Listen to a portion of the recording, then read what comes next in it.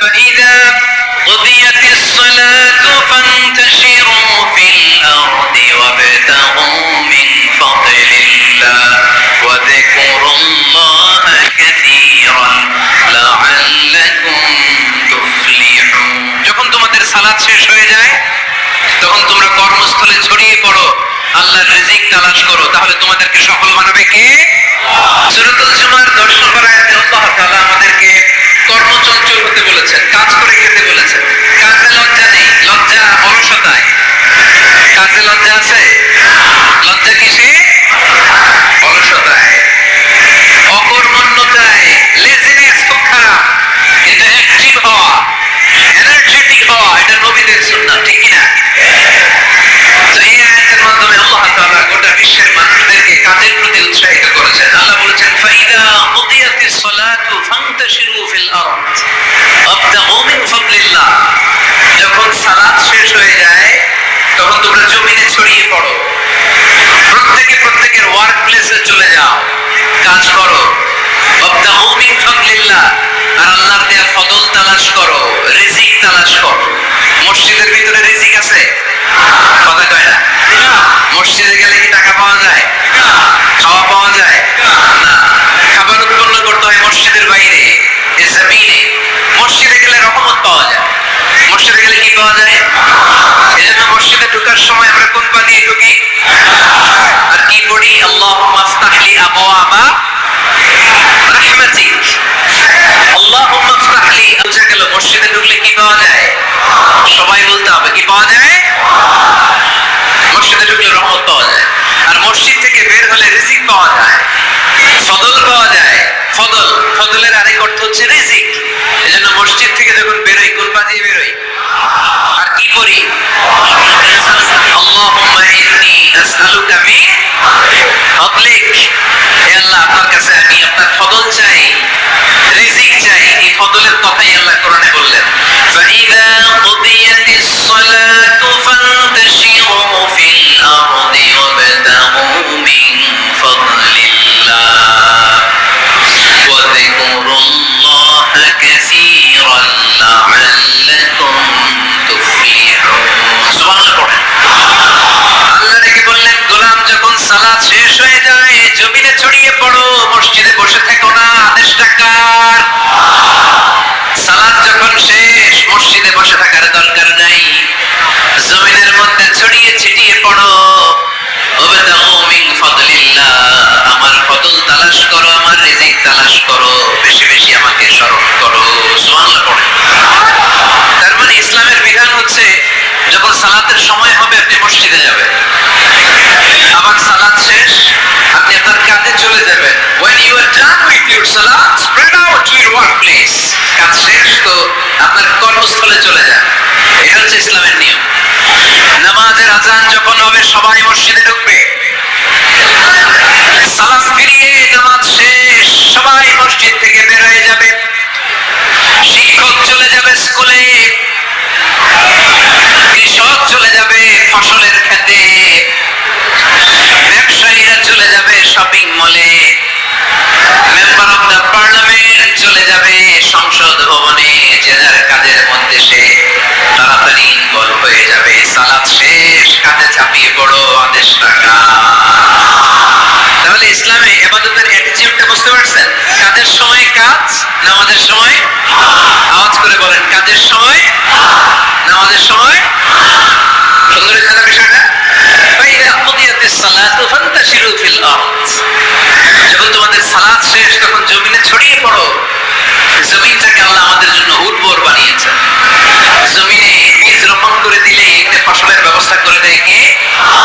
ওয়াল্লাযী জাআলা লাকুমুল আরদা যালুলান ফামশু ফি মানাকিবিহা ওয়া কুলু মিন রিজকি ওয়া ইলাইহিন নুশুর।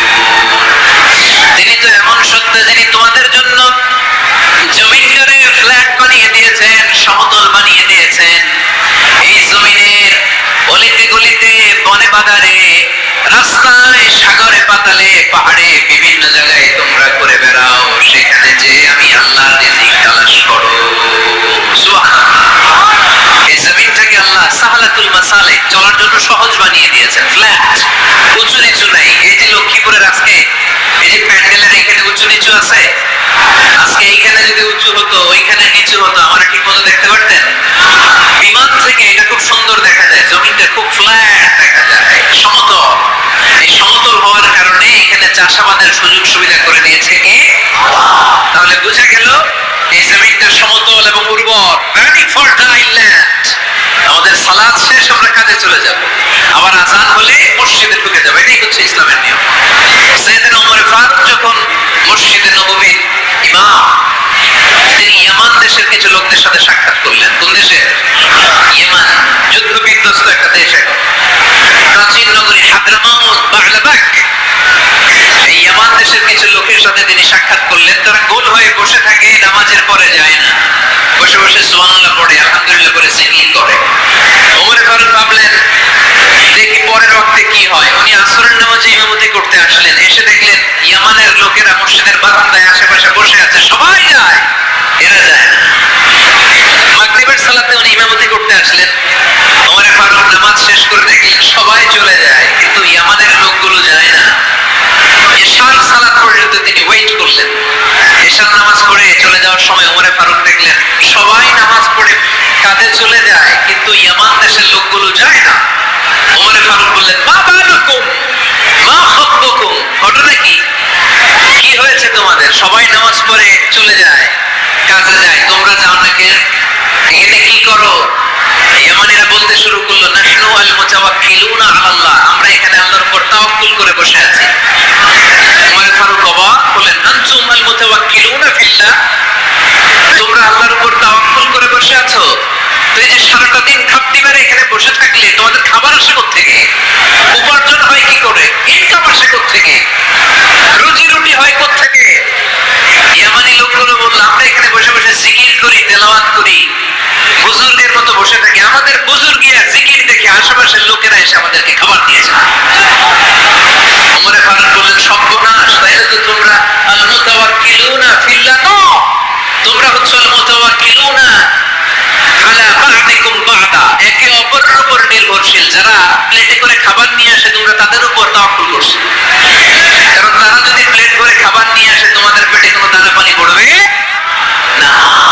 তোমরা আল্লাহর উপর মুতাওয়াক্কিলুনা আলাল্লাহ নও, তোমাদের সাধ্যের সবটুকু করার পরে তারপরে তোমরা তাওয়াক্কুল করবে। কি সুন্দর ইসলাম! এক সাহাবী বললেন, ইয়া রাসূলুল্লাহ, আমি উটে চড়ে এসেছি, তো আপনি তো আমাদেরকে তাওয়াক্কুলের ওয়াজ করেছেন, আমি উটের রশিটা গাছের মধ্যে না বেঁধে যদি শুয়ে থাকি, আল্লাহর উপর তাওয়াক্কুল করে, উটটা থাকবে না? বিষ্ণু বললেন, না, তোমার উট থাকবে না, আগে রশি দিয়ে উটটা বাঁধো, ইরকিলহা সুম্মা তাওয়াক্কাল আলাল্লাহ, আগে টাইট করে রশি দিয়ে গাছের সাথে উটের রশিটা বাঁধো, এরপর আল্লাহর উপর তাওয়াক্কুল করো। এটার নাম তাওয়াক্কুল। চিল্লায় বলে ঠিক কিনা? আপনার পার্টটা আপনার করতে হবে, আপনার যে রোল, এই রোলটা প্লে করতে হবে। আপনার সর্বোচ্চটুকু করার পরে আমরা তাওয়াক্কুল করি একজনের উপর। চিল্লায় বলেন, তিনি কে? ওমর ফারুক বললেন, তোমরা মুতাওয়াক্কিলুনা আলাল্লাহ নাও, তোমরা বের হয়ে যাও, খবরদার এরপরে কোনোদিন তোমাদেরকে যেন এই মসজিদের মধ্যে খাপটি মেরে গোল হয়ে বসে থাকতে না দেখা যায়। কারণ ফাইদা কুদিয়াতিস সালাত ফান্তাশিরু ফিল আরদ ওয়াবতাগু মিন ফাদলিল্লাহ, ইসলামের বিধান হচ্ছে যখন নামাজ শেষ মসজিদে বসে থাকা যাবে। চিল্লায় বলেন, বসে থাকা যাবে? যাবে না। সর্বোচ্চটুকু করে দিন। সকালবেলা পাখির বাসা থেকে দেখবেন পাখিগুলো খালি পেটে বের হয়ে যায়। আপনাদের এই এলাকায় পাখির বাসা আছে? কি পাখির বাসা আছে? সব পাখি আছে? সকালবেলা দেখবেন পাখির বাসা থেকে পাখিগুলো খালি পেটে বের হয়ে যায়।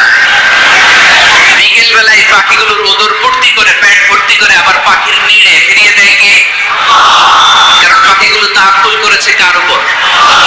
পাখিগুলো তাওয়াক্কুল করে যদি পাখির নিড়েই বসে থাকতো, ওদের পেটে খাবার আসতো?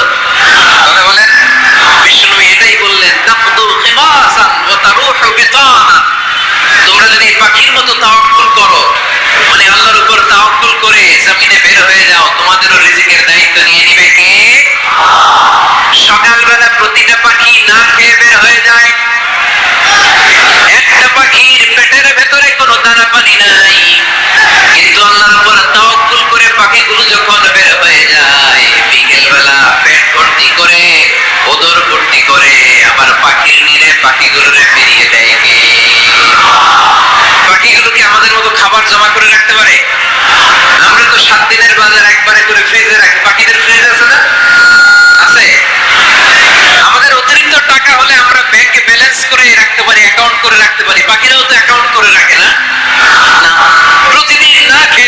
কালকে ওই পাখিটা কি খাবে, কোন জায়গা থেকে তার রিজিকের ব্যবস্থা হবে আল্লাহ ছাড়া কেউ জানে। এটার নাম তাওয়াক্কুল। এটার নাম কি? আমাদের সাথে আমাদের ক্যাপাসিটি, আমাদের ক্যাপাবিলিটির সবটুকু করে আমরা তাওয়াক্কুল করি একজনের উপর। চিল্লায় বলেন তিনি কে? এজন্য ইসলাম আমাদেরকে শেখায় সালাত যখন শেষ বের হয়ে যাও, কাজে নেমে পড়ো। কাজে কোনো লজ্জা নেই, পরিশ্রমে কোনো লজ্জা আছে? যিনি রিক্সা চালায় এতে তার কোনো লজ্জা আছে? দিনমজুর, কুলি, ঠেলা গাড়ি চালায়, ছোট্ট ব্যবসা করে এতে কোনো লজ্জা আছে? লজ্জা নাই। খেয়াল রাখবেন, লজ্জা হচ্ছে অলসতায়। লজ্জা কিসে? বিষ্ণু ঈসা ইসলাম বলেছেন, মা আকালা আহাদুন তুআমান কত্তু খায়রুম মিন আন ইয়াকুলা মিন আমালি ইয়াদি। নিজ হাতে উপার্জিত খাবারের চেয়ে, অর্থের চেয়ে শ্রেষ্ঠ খাবার পৃথিবীর কোন মানুষ কোনদিন ভক্ষণ করে নাই। চিল্লায় বলেন সুবহানাল্লাহ। শ্রেষ্ঠতম খাবার নিজ হাতে উপার্জিত খাবার। ঘাম ঝরিয়ে যে অর্থ উপার্জন করা হয়, যে ইনকাম করা হয়, এটা হালাল। আর হালাল খেয়ে দোয়া করলে কবুল করে কে? এজন্য খেটে খাওয়া মানুষ, শ্রমজীবী মানুষ আর মেহনতি মানুষদেরকে বিশ্বনবী খুব ভালোবাসতেন। তারা বিশ্বনবীর বন্ধু আর বিশ্বনবী ছিল তাদের বন্ধু। সুবহানাল্লাহ পড়েন। এত ভালোবাসতেন বিশ্বনবী খেটে খাওয়ার মেহনতি মানুষদেরকে। সব সময় বিশ্ব ইসলাম তাদের জন্য দোয়া করতেন। এই জন্য যারা খেটে খায় তারা কপালওয়ালা, তারা মুস্তাজাবুদ দাওয়া। তারা কি? মুস্তাজাবুদ দাওয়া মানে এমন ব্যক্তি যে ব্যক্তি দোয়া করতে দেরি হয় কিন্তু দোয়া কবুল হতে দেরি হয় না। আপনারা এখানে ব্যবসা করেন কে কে? দেখি তো হাত তুলেন তো। ব্যবসা, মাশাআল্লাহ, অনেক ব্যবসায়ী আছে তো দেখি। আচ্ছা, হাত নামান। চাকরি করেন কে কে? চাকরি, চাকরিও তো অনেক করে দেখি। হাত নামান। প্রবাসী, ছুটিতে দেশে আসছেন? হুজুর আমি আছি। কই আপনি? দেখতে আসছেন? মাশাআল্লাহ। কোন দেশে থাকেন? সৌদি আরব। আলহামদুলিল্লাহ। সৌদিতে ভালো লাগে নাকি সৌদি স্বপ্নের দেশ, খাটতে খাটতে জীবন শেষ? ইনশাআল্লাহ। আচ্ছা, ইউনিভার্সিটির স্টুডেন্ট আছো কারা কারা দেখি? মাশাআল্লাহ।